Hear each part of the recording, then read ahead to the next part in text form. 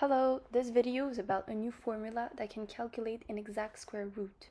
It is used with a new trigonometric table that is called arcsine and is developed by Alexandre Voronin. So as an introduction, we would like to show you how this new approach and formula differ from the previously known ones. As you know, there are already formulas for calculating the extraction of the square root. However, these formulas give approximate answers. It's about repeating several calculations to get a more and more accurate answer. And so, as you can understand, this new approach provides exact answers. Now we can break the calculation into 4 steps. The first step is to choose any positive number n. Then you need to choose another number, n1, which is greater than or equal to half of n divided by 2. It is important to note here that there are 2 constraints when selecting your number n1. The first constraint is that n1 must be absolutely a perfect square. The second constraint is that n1 cannot exceed the value of n, your chosen number. Now, for step 2, we need to use the trigonometric function arcsine to find the angle alpha.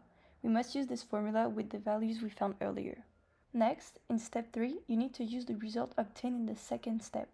Then you should look up the closest possible value in the arcsine table to what you have obtained. Finally, you use this formula to find a more precise value for the angle. The final step is to find the square root of the number n you chose at the very beginning, and then use the following formula with the values you also found earlier. And now, let's look at a concrete example.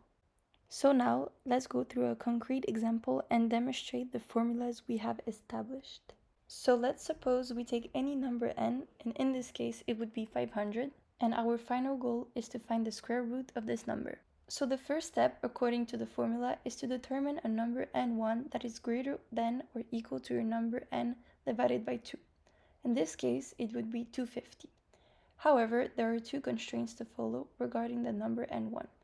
The first is that it must be a perfect square, for example 400 here, and the second constraint is that your number n1 cannot exceed the value of your number n.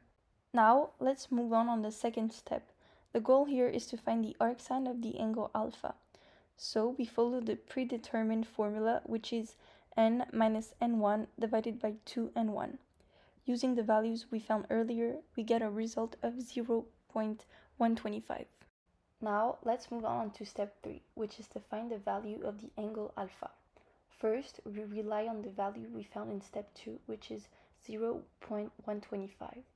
By looking in the arcsine table, we can see that the value of 0.125 falls between the angles of 7 and 8 degrees, as you can see with the decimals here.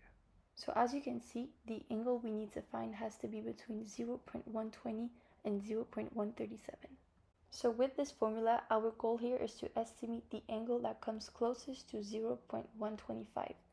So here we make an initial attempt using 7.2 as degree, and we get a result of 0.124. Next, we make a second attempt trying with the value 7.24 degrees, and we obtain the value found in step 2, which is 0.125. Therefore, we can conclude that the value of the angle alpha is 7.24 degrees. So now, let's move on to the final step, which is to find x, the result of extracting the square root. So we rely on this formula with the data we found earlier. By inserting the values into the formula, we get a result of 22.36, which when squared gives us our final and initial result of 500. And so we encourage you to try the steps and the formulas we've provided on your own, and refer to the arcsine table, which will be available at the end of the video. Here is the arcsine table. It is important to know that the more precise our table is, the more exact our answers will be. As you can see, this table is abbreviated.